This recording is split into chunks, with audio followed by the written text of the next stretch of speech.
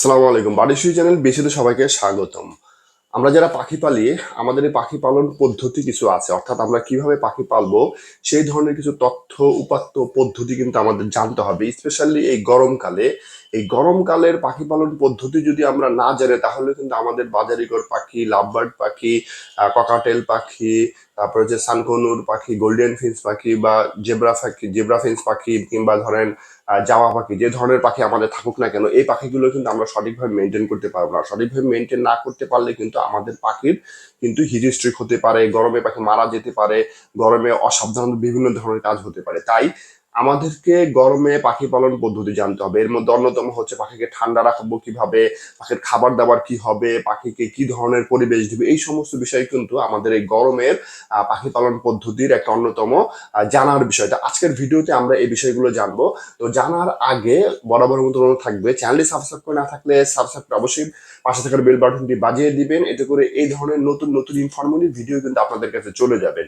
আর যারা already subscribe করেছেন তাদেরকে আন্তরিক ধন্যবাদ, কেননা অনেকে আমরা এই ভিডিওটা দেখি বা অনেকে আমরা ভিডিও বা চ্যানেল দেখে কিন্তু কেউ সাবস্ক্রাইব করি না। তো আপনাদের কাছে অবশ্যই অনুরোধ থাকবে, আমাকে উৎসাহিত করবেন, ভিডিওকে লাইক করবেন এবং চ্যানেলকে সাবস্ক্রাইব করুন। চলুন সবাই মিলে আজকে ভিডিওটা শুরু করি। এই গরমে পাখি পালন পদ্ধতির প্রথম যেটা আছে সেটা হচ্ছে পরিবেশ এবং খাঁচার অবস্থান। এটা কিন্তু খুবই একটা গুরুত্বপূর্ণ উপাদান, যে উপাদান বা যে বিষয় বা যে কারণে আমাদের পাখিগুলো কি হয়, আপনার এই গরমে প্রচন্ড ভাবে কষ্ট করে। বিশেষ করে গরমের সরাসরি বাতাস যদি লেগে যায়, তাহলে প্রথম নাম্বার হচ্ছে আমাদের পাখিকে যেন সরাসরি বাতাস লাগে না, যেমন না লাগে। এবং যে কোনো সিজনে পাখির খাঁচায় বা গায়ে যদি সরাসরি বাতাস লাগে, তাহলে এটা পাখির জন্য হার্মফুল বা খুবই ক্ষতিকারক হয়ে থাকে। আর গরমকালে হচ্ছে, যদি আপনি দেখা যায় যে অনেক সময় গরম আবহাওয়াটা পাখির শরীরে সরাসরি লাগে, কিংবা হঠাৎ বৃষ্টিতে সরাসরি আবহাওয়া লাগে, এই ধরনের যে আপনার পরিস্থিতি আসে, এর জন্য কিন্তু আমাদের পাখিকে বাঁচাইতে হবে যাতে সরাসরি বাতাস না লাগে। দুই নাম্বার হচ্ছে আমরা ভেজা কাপড়ের ব্যবস্থা করতে পারি, অর্থাৎ খাঁচার উপরে কিংবা আমার কলোনির এক পাশটাতে যদি আমি ভেজা কাপড়ের একটা ব্যবস্থা করে দিই, অর্থাৎ দেখা গেছে যে আমার খাঁচার এক পাশে রয়েছে, অন্য একটা পাশে আমি আস্তে করে একটু ভেজা কাপড় নিয়ে একটা পাট দিয়ে দিলাম, দেখবেন যে ওই আবহাওয়াটা বা ওই জায়গার ওই খাঁচার একটা পরিবেশটা অন্যরকম একটা ঠান্ডা একটা অনুভব হয়ে যায়। তবে সরাসরি যেন পাখির গায়ে এই ধরনের পানি বা এই ধরনের কোনো কিছু না লাগে, সেগুলো কিন্তু আমরা অবশ্যই লক্ষ্য রাখবো। এবং তিন নম্বর যেটা আছে সেটা হচ্ছে খাঁচার অবস্থান।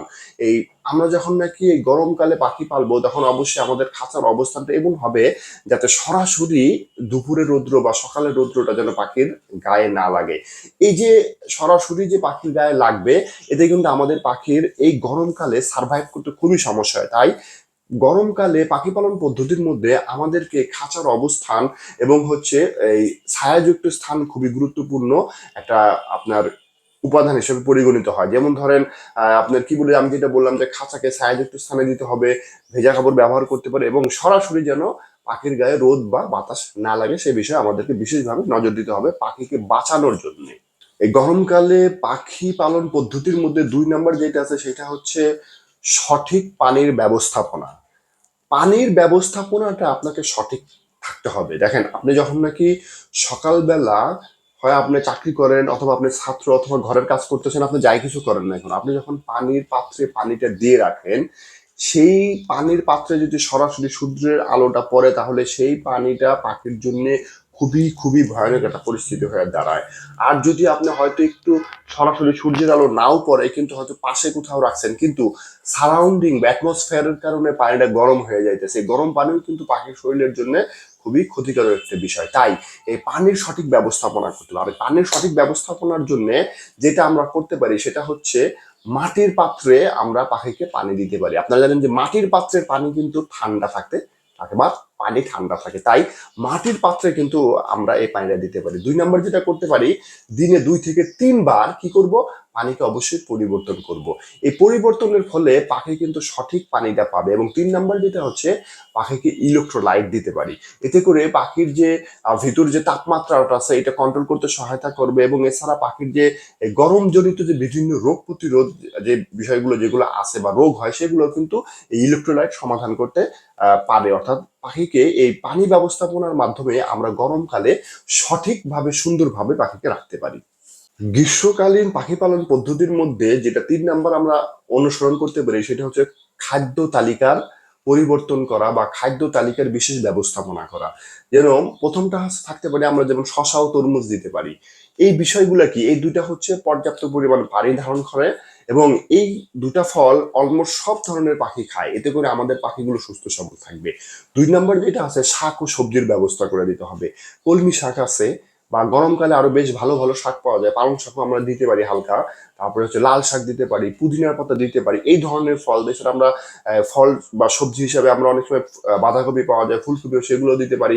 কিংবা অনেকে দেখবেন যে পটল কেটে দেয় কিংবা লাউ কেটে দেয়, লাউ গুলা কেটে সুন্দরভাবে করে দেয়। এই এবং বিভিন্ন ধরনের যে শাক সবজি জাতীয় যে বিষয়গুলো যেগুলো পাখি খায়, সেই বিষয়গুলো কিন্তু আমরা পাখিকে দিতে পারি। আর এগুলো কিন্তু আমাদের রান্নাঘরে পাওয়া যায়, তাই রান্নাঘর থেকে কিন্তু সরাসরি আমরা এখান থেকে আমাদের পাখিকে দিতে পারি। এক্সট্রা বা কোনো কিছু আমাদেরকে কিনে নিতে হয় না। 3 নম্বর যেটা আমরা করতে পারি সেটা হচ্ছে তৈল বীজটা বন্ধ করে দিতে পারে, যেমন সূর্যমুখীর বীজটা। কিছু কিছু পাখি আছে এটা খুবই বেশি খায়, তাদের জন্য একটু কমায় দেওয়া, কিন্তু কেননা এগুলো ছাড়া কিন্তু সে চলতে পারবে না। তাই এই বিষয়গুলোকে আমাদের বিশেষভাবে নজর দিতে হবে। এই তৈলাক্ত বীজ বা ফ্যাটি বীজ যে বিষয়গুলো আছে সেগুলো আপনার কি হবে, এই বিষয়গুলো তথ্য জানতে হবে, জেনে আমাদেরকে এই পাখিগুলোকে সীমিত করে দিতে হবে। এবং 4 নম্বর যেটা করতে হবে, আমরা এগ ফুডকে সীমিত করে দিব। অর্থাৎ আমাদের প্রায় পাখি কিন্তু এগ ফুড খুবই খুবই পছন্দ করে।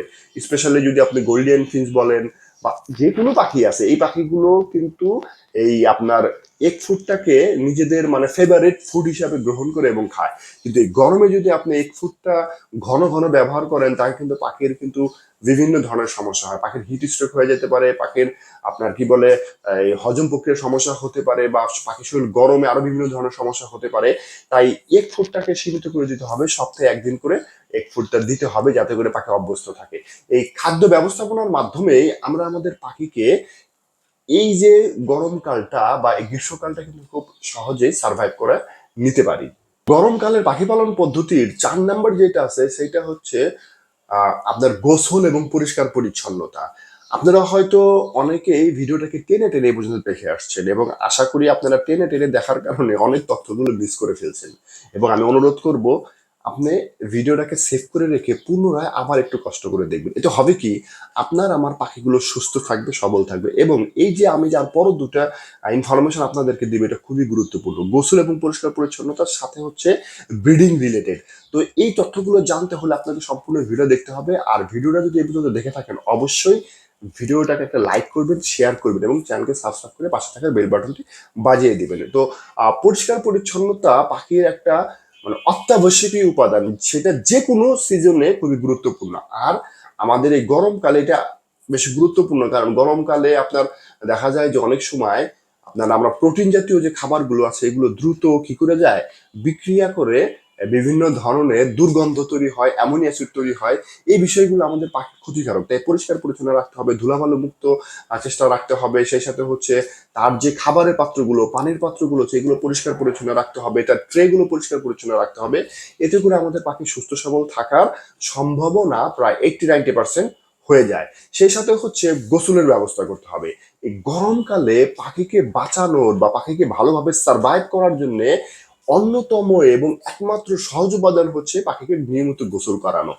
1-2 দিন পর পর বা প্রতিদিনও যদি আমরা পাখিকে গোসল করি, প্রতিদিন না করা যায় এরকম, আমি সপ্তাহে 2 থেকে 3 দিন পাখিকে গোসল দিই। আপনারা চাইলে আপনাদের যে রকম ভাবে ক্যাপাসিটি আছে সেইভাবে কিন্তু 1 থেকে 2 দিন অন্তত পক্ষে সপ্তাহে একদিন আপনাকে গোসল করাতেই হবে পাখিকে। এর জন্য যে কোনো পানির পাত্রে আপনি বড় একটা পাত্রে পানি দিয়ে দেন, দেখবেন যে পাখি অনায়াসে গোসল করে নিতেছে। এবং সেটা যদি দুপুর 12টার আগে হয় সবচেয়ে বেশি ভালো হয়। 11টা থেকে 12টার মধ্যে যদি আপনি এই গোসলের কার্যক্রমটা পাখিকে সারাই ফেলতে পারেন, পাখি সুস্থ সবল এবং সুন্দর থাকবে। অনেক পাখি আছে দেখবেন তারা কিন্তু পাত্রে পানি দিলেও গোসল করে না। তো এই সমস্ত পাখির ক্ষেত্রে আমরা স্প্রে ব্যবহার করতে পারি, অর্থাৎ স্প্রে গান, অর্থাৎ নর্মাল যে আমাদের যে হ্যান্ড স্প্রে গুলো আছে না, একটু পানির বোতল এগুলো, ওগুলো কিন্তু দিয়ে কিন্তু আমরা আমাদের পাখিকে গোসল করার ব্যবস্থা করে দিতে পারি। ফাইনালি যে বিষয়টা আছে সেটা হচ্ছে ব্রিডিং রিলেটেড। অর্থাৎ এই গরমকালে পাখি পালন পদ্ধতির ক্ষেত্রে ব্রিডিং কিন্তু খুবই গুরুত্বপূর্ণ একটা ইস্যু। এখানে কিন্তু আমি আপনাকে ব্রিডিং নেওয়ার জন্য উৎসাহিত করতেছি না, মাইন্ডেড। এখানে হচ্ছে এই ব্রিডিং এর ফলে আমাদের পাখিগুলো দ্রুত হিট স্ট্রোক হয়ে যায়, হিট স্ট্রোক হয়ে মারা যায়, পাখির বিভিন্ন ধরনের সমস্যা হয়। কারণ সেই যখন নাকি পাখির আপনার ডিমের মধ্যে যখন নাকি তা দেয়, তখন সে প্রায় প্রায় 38 ডিগ্রি তাপমাত্রা উৎপন্ন করে। এর মধ্যে যদি আপনার বাইরের তাপমাত্রা যদি 38-32 ডিগ্রি থেকে যায়, তাহলে বুঝেন তার তাপমাত্রা কতটা হয়ে যায়। ফলশ্রুতিতে আমাদের ব্রিডার পাখিগুলো দ্রুত অসুস্থ হয়ে যায়, মারা হয়। বিশেষ করে এপ্রিল থেকে জুলাই মাস পর্যন্ত আমাদেরকে চেষ্টা করতে হবে ব্রিডিং টোটালি অফ করার জন্য। এই সময় ব্রিডিং বক্সগুলো বের করে রাখতে হবে। হ্যাঁ, আপনার যদি পদ্ধতি এমন হয় যে সুন্দর আবহাওয়া কন্ট্রোল করার ব্যবস্থা আছে, গাছের নিচে বা আপনার এমন একটা ভ্যালকনি আছে যেখানে পাশে গাছ আছে, ছায়া থাকে, তাপমাত্রা মোটামুটি আপনার 30 ডিগ্রির মধ্যে থাকে, এবং যতই গরম হোক ওইখানে আপনার তাপমাত্রা 30-32 ডিগ্রি উপরে উঠে না, সেক্ষেত্রে আপনি নিতে পারেন। তবে কন্টিনিউয়াস কোনো পাখিকে ব্রিড নিতে হয় না। আর গরমকালে পাখির ব্রিড নিলে পাখির জীবনী শক্তি নষ্ট হয়ে যায়, পাখির বেশি কষ্ট করতে হয়। তা দিয়ে হ্যাচ করে বাচ্চা বানানোর জন্য পাখির বেশি সময় লাগে বা বেশি কষ্ট হয়ে যায়। এই পরিস্থিতিতে যদি আপনি আপনার পাখিকে ভালো চান এবং ভালো রাখতে চান, তাহলে অবশ্যই ব্রিডিং অফ করে দিতে হবে। তাহলে এই গরমকালের এই পাখি পালন পদ্ধতি কিন্তু আমাদের জানতে হবে, যে বিষয়গুলো আমি আপনাদেরকে বললাম। এই যে আহ, 5টা তথ্য আমি আপনাদের সাথে শেয়ার করছি, এই গরমকালে পাখি পালন পদ্ধতির মধ্যে এই 5টা পদ্ধতি যদি আমরা মেনে চলতে পারি, ইনশাল্লাহ আশা করে যায় আমাদের পাখিগুলো সুন্দর, সুস্থ এবং সঠিকভাবে আমাদের কাছে নিরাপদে থাকবে। আশা করি ভিডিও ভালো লাগছে, লাইক করবেন, শেয়ার করবেন, চ্যানেল নতুন হয়ে থাকলে সাবস্ক্রাইব করে পাশে থাকার বেল বাটনটি বাজিয়ে দিবেন। আর আপনি যদি চ্যানেল সোশ্যাল মিডিয়া জয়েন না করে থাকেন, অবশ্যই জয়েন করে নেবেন। দেখা হচ্ছে নতুন আরেকটা ভিডিও নিয়ে। ততক্ষণ পর্যন্ত আমাদের সবার পাখি এই গরমকাল স্পেশালি সবার পাখি ভালো থাকুক। টাটা, আসসালামু আলাইকুম।